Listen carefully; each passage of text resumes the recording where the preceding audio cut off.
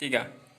Baik ibu-ibu, tadi sesuai dengan film yang tadi yang sudah kita simpulkan, ini untuk memperdalam tentang apa bahasan yang tadi filmnya? Eksploitasi untuk anak. Jadi eksploitasi itu, monggo kita lihat di cat yang di depan. Bisa melihat apa batan ibu-ibu? Bisa, nanti kita baca sama-sama, nggak apa-apa. Jadi eksploitasi anak itu adalah pemanfaatan anak untuk memperoleh keuntungan baik itu material ataupun imaterial. Ya. Jadi memanfaatkan anak untuk memperoleh keuntungan baik yang berupa materi ataupun non materi. Materi ini kok berupa uang atau non materi selain uang, memanfaatkan tenaga. Nanti bisa diperdalam seperti nanti ada contoh-contohnya. Eksploitasi adalah tindakan dengan atau tanpa persetujuan korban atau anak yang meliputi tetapi tidak terbatas pada pelacuran, kerja atau pelayanan paksa, perbudakan atau praktik serupa perbudakan, penindasan, pemerasan, pemanfaatan fisik atau tubuh anak, seksual, pemanfaatan organ reproduksi, atau secara melawan hukum, memindahkan atau mentransparasi organ jaringan tubuh, atau memanfaatkan tenaga kemampuan seseorang oleh pihak lain untuk mendapatkan keuntungan baik material ataupun imaterial.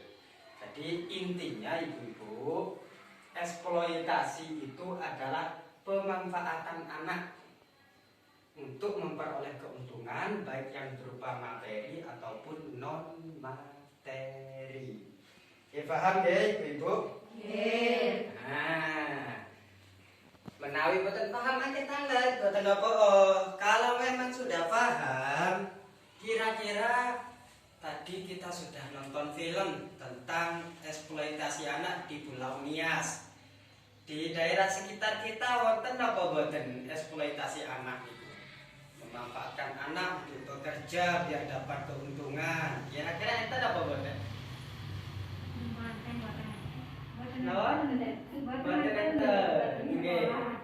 Alhamdulillah untuk memperoleh uang gak ada, berarti orang sini sudah mengerti tentang eksploitasi anak.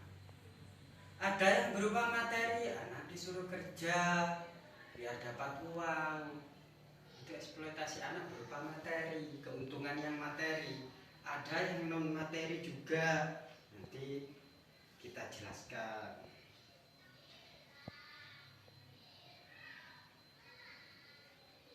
Terkadang masuk nggak ada satupun di daerah sini yang seperti itu, kasus yang memanfaatkan anak untuk mendapatkan keuntungan. Nggak cuma uang bu, enten sing imaterial. Contohnya sekarang ada anak masih kecil, masih usia sekolah, akhirnya disuruh nikah. Tujuannya adalah orang tuanya biar status sosialnya itu semakin tinggi. Dinikahne kalian yang sing sugih, yang punya jabatan, cek wong tuae juga disegani orang, itu termasuk eksploitasi anak.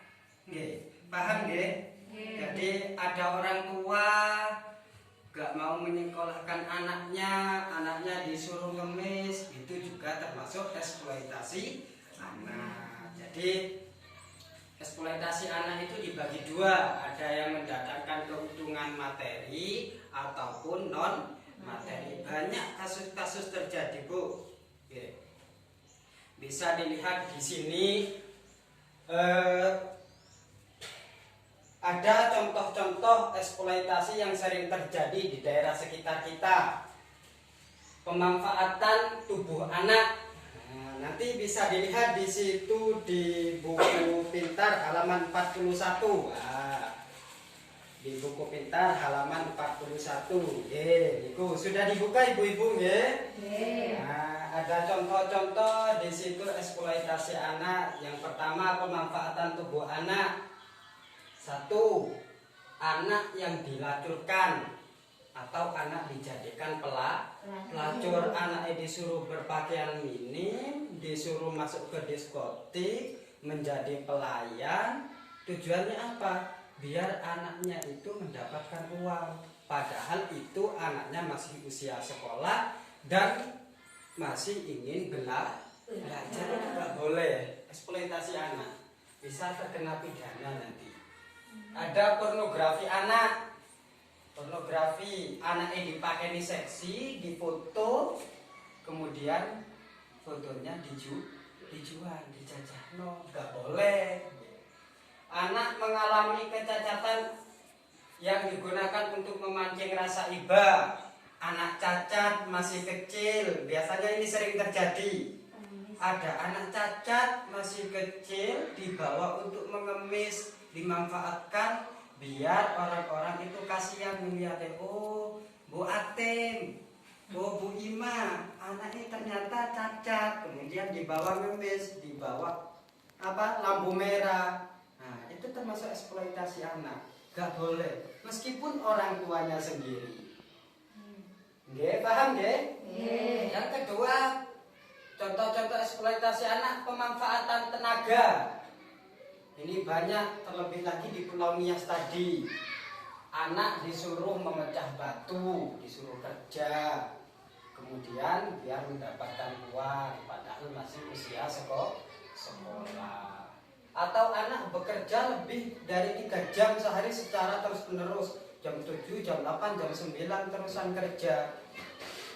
Tanpa persetujuan anaknya sendiri, bukan karena keinginan anaknya sendiri, maka itu juga tidak boleh. Pemanfaatan kepolosan dan penubuhan anak.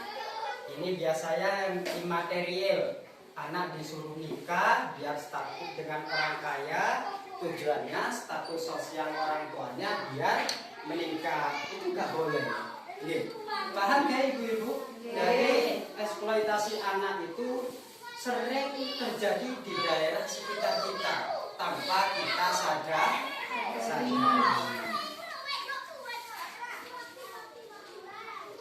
Konfirm kira-kira untuk selanjutnya yaitu kesimpulan tentang eksploitasi anak